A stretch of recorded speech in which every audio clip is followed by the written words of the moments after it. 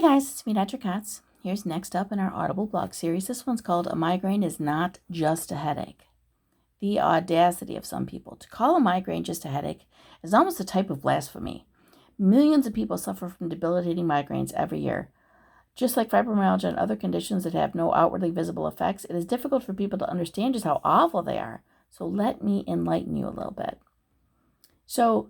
A migraine is a type of vascular headache that causes severe throbbing pain or a pulsing sensation, often on one side of the head.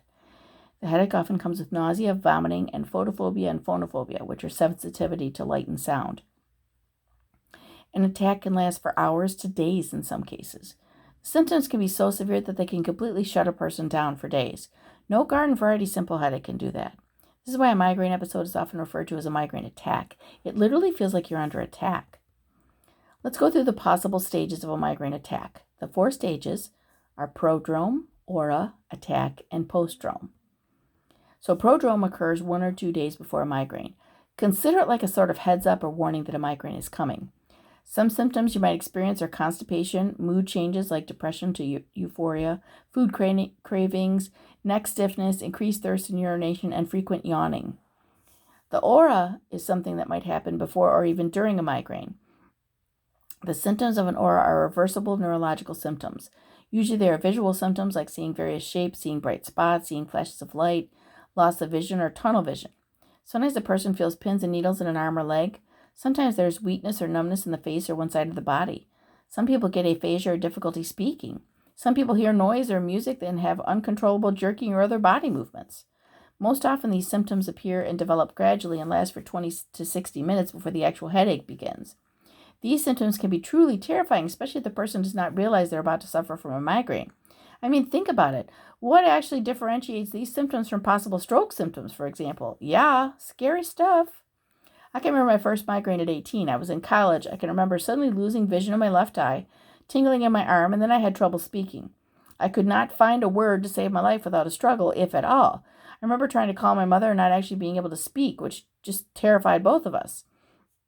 My friends then dragged me to the ER, but by the time I got seen several hours later, apparently an 18-year-old with stroke symptoms was not concerning. The symptoms were gone, and they sent me home without any real information or guidance. This is how it goes for many patients during their first migraine attack. The attack of the headache itself usually lasts from 4 to 72 hours if untreated. During the attack, the patient feels pain in one or both sides of the head, usually throbs or pulses. There is intense sensitivity to light and sound, and let's not forget nausea and vomiting, only the best for migraine sufferers. So now the postdrome consists of fatigue and feeling drained and even confused for up to a day. Your head feels sore almost, like even the slightest movement can bring the pain back, sometimes referred to as like a migraine hangover. So we just finished talking about all the phases and similarity to stroke symptoms. So how do you know when to take it more seriously and see a doctor? Obviously, it's a good idea to see a doctor for experiencing chronic headaches with any kind of symptoms, just to be safe. When you go to a doctor, it's a great idea to keep a headache diary of all your symptoms and your episodes and any triggers you've been able to determine.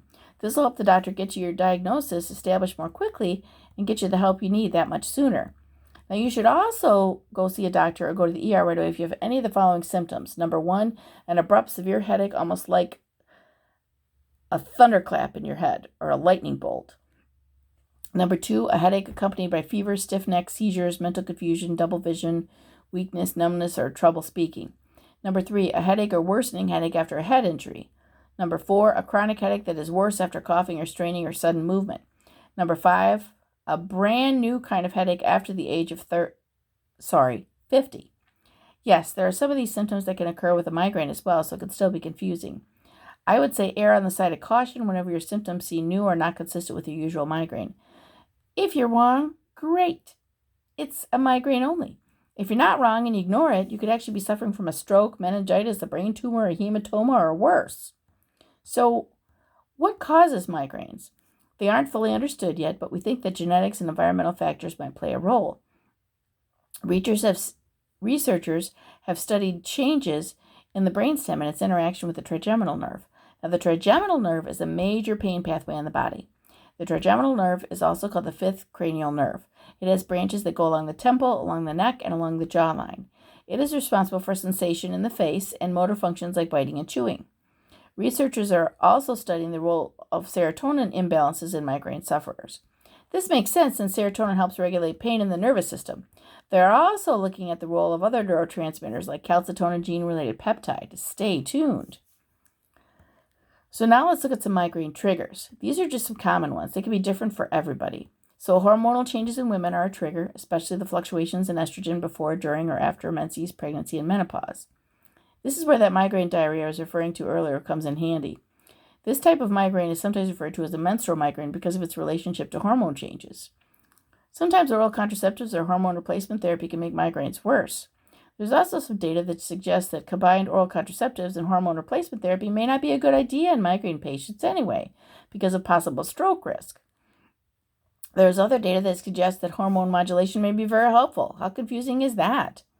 Other times, women say that they feel better on these medications. There's not really a good way to determine ahead of time which group your patient will be in. There is some trial and error involved.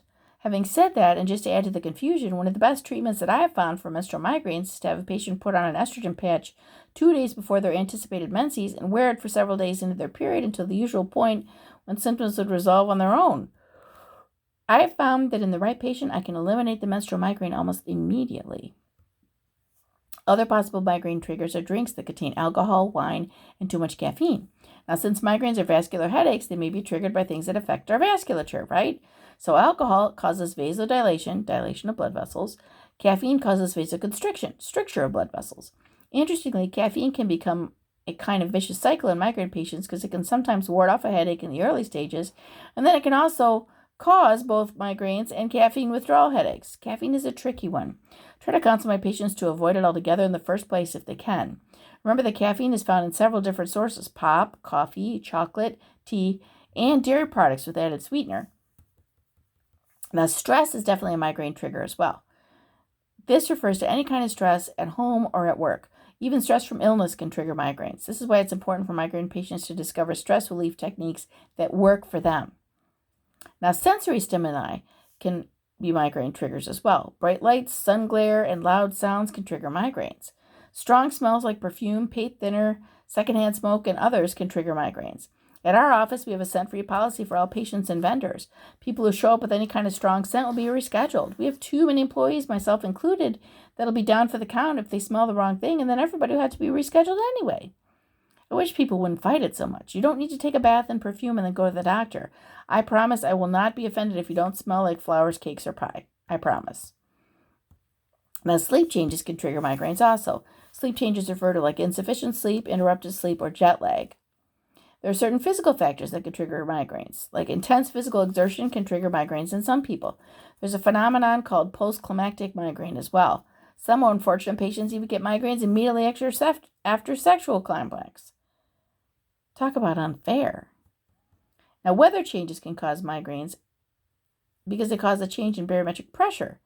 This seems to be particularly evident with big changes in temperature or sudden changes like a storm that brews up quickly. We talked about oral contraceptives and migraines earlier. Essentially, any medications that cause vasodilation can also trigger migraines. This includes medications like nitroglycerin, minoxidil, ACE inhibitors, and hydralazine. Certain foods can possibly trigger migraines, like aged cheese, salt, or processed foods. Ironically, most of my migraines patients crave these exact foods, including myself. Remember when I talked earlier about cravings preceded a migraine? I think this relationship needs further exploration. I think it's possible, at least with regard to the cheese, that eating it might trigger some sort of histamine release since it's made of mold, almost like an allergic response. And then the histamine release can cause vasodilation, and vasodilation can trigger migraines. This is just my theory at this point. Certain food additives like aspartame and MSG can also trigger migraines. I imagine that it's because these additives also have a ton of salt, and high levels of salt impair the function of the endothelium or lining in the wall in our blood vessels. So once again, anything that affects the blood vessels can trigger migraines, right? So what are some risk factors for developing migraines? Family history is one. If you have a family member that gets migraines, you are more at risk for developing them too. Have we found the migraine gene yet? No. But I'm willing to bet that we will someday. Age is a factor as well. Most migraines begin in adolescence, seem to peak in the 30s, and then slowly become less severe. This is not true for all patients, however. Mine took a turn for the worse, not the better, in perimenopause, but then seemed to be settling down again. Being female seems to be a risk factor for migraines. Women are 3 times more likely to have migraines than men. I'm assuming that this is related to the whole fluctuating hormones component. Now let's talk about how to diagnose a migraine. So for the most part, it consists of ruling out everything else. You go to a doctor specializing in headaches, usually a neurologist. They take your history, your family history, your medication history, etc., and do a neurological exam. If everything they find is consistent with a migraine, they diagnose you with migraines. If you have any unusual symptoms, like I listed earlier, they may order an MRI or a CT scan to rule out other serious conditions like stroke, tumor, multiple sclerosis, etc. Other than that, it's a diagnosis of elimination. So what are some treatment options for migraines? Well, they basically fall into two categories: non-medication and medication therapies. A migraine diary is essential as the first component to pinpointing effective treatment. It can help to identify triggers and patterns. First thing that I do with patients is talk about trigger avoidance and lifestyle changes like avoiding caffeine and getting good sleep, etc. Some of my patients have also benefited from other options like acupuncture and craniosacral therapy. These methods are controversial, to say the least. However, I'm of the opinion that if an option has not been shown to be harmful, you bet I'm going to offer it to a patient. Now, there are migraine medications as well. They can basically be divided into two categories: pain relief and prevention. The pain relief drugs are taken during attacks and can help stop symptoms. The preventive medications are taken regularly, often on a daily basis, to reduce the frequency and severity of migraines. Now, the pain relievers fall into 7 main options: straight pain relievers, triptans, dihydroergotamines, Rayvow, Ubrelvy, opioids, and anti-nausea drugs.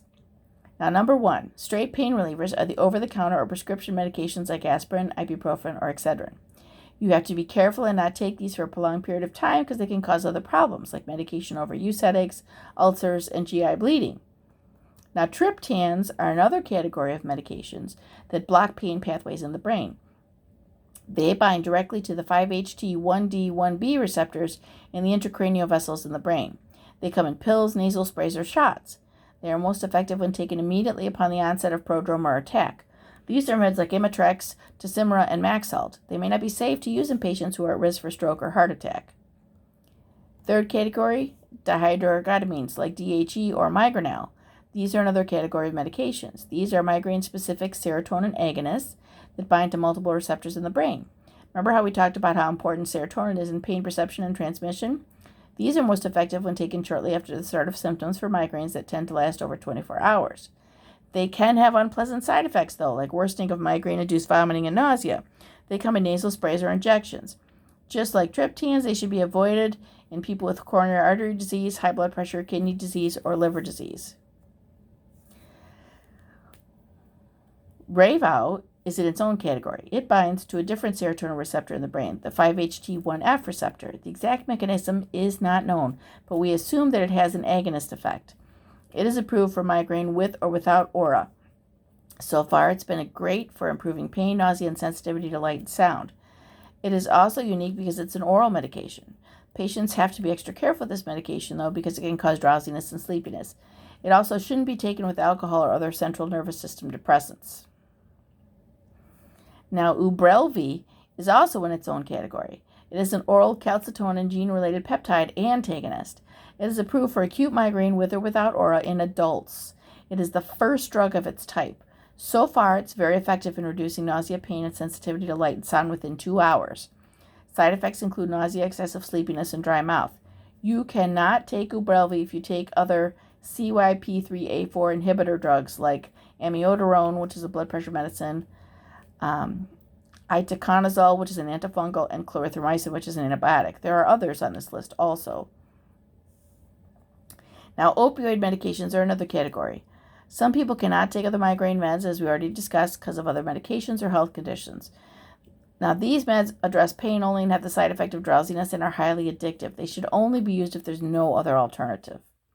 Anti-nausea drugs are the last category. They're usually taken in combination with pain control medicines that can help with nausea and vomiting, such as Reglan, Compro, Zofran, and chlorpromazine.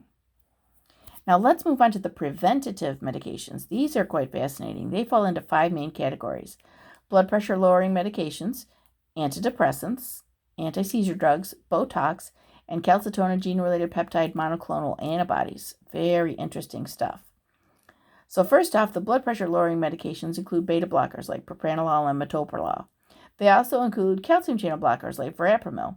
These are good at preventing migraine with aura. Side effects, though, include drowsiness, dizziness, dry mouth, and cold hands. Now, antidepressants are another category. Tricyclic antidepressants like amitriptyline or Alavil are good in treating chronic pain and are good in preventing migraine by increasing serotonin levels, which then constrict intracranial blood vessels and help stop a migraine from starting. The side effects include sleepiness and weight gain, however.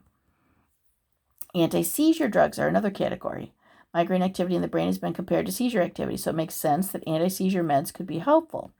Topamax and Depakote have been used.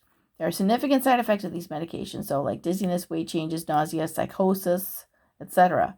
They can also cause seizures during the weaning process if a patient decides to go off of them. They are definitely not my favorite first-line option. Now, Botox injections are yet another category. Botox can be injected every 12 weeks in the areas around the eyes, nose, forehead, and neck. This is successful in preventing migraines in some patients. But let's remember that Botox comes from botulinum toxin, a toxin that causes flaccid paralysis and death. In the proper hands, it can cause minute, targeted temporary relaxation in the desired muscles. In the wrong hands, side effects could be very serious. So it's something to keep in mind. Now, last but not least in this category becomes the potential holy grail trio of medication options, the calcitonin gene-related peptide monoclonal antibodies. This group of drugs includes Almovig, Ajovy, and Emgality. They are all available in monthly injections. So far, they've been nothing short of amazing in patients with chronic migraine. I've had patients with daily migraines for years reduced to none at all. These medications have truly been lifesavers so far. So far, the most common side effect has been a possible reaction at the injection site. The only drawback at this point that I can appreciate is their considerable expense to the patient and the sometimes lengthy prior authorization process. Unfortunately, that always seems to be the case with the newer medication that is really effective. So let's not ignore, then, a last category of some alternative medicine options for migraines. Acupuncture is one option that we talked about earlier already. Biofeedback also seems to be effective in relieving migraine pain. It teaches the patient how to monitor and control certain involuntary physical responses, like muscle clenching, to negative stimuli. The negative responses are monitored, and the patient is taught how to recognize them and reverse them. There is some argument for cognitive behavioral therapy as well. This type of therapy teaches patients how behaviors and thoughts affect how they perceive pain. Herbs, vitamins, and minerals also play a role in migraine prevention and symptom reduction. Feverview has been shown to potentially prevent migraines. Butterbur was recommended in the past, but now not so much because of safety concerns. Vitamin B2 or riboflavin may be helpful in migraine prevention and severity. There's also some possible data on coenzyme Q10, but more information really is needed. Some research suggests that magnesium levels are low in migraine patients, so magnesium supplements have been tried. The results are pretty mixed so far, though. Okay, so that was probably more than you ever wanted to know about migraines, but I'm sure there's a lot more to know in the future, but that's all I have for right now. And I hope this was helpful and that you are now convinced that a migraine is not just a headache.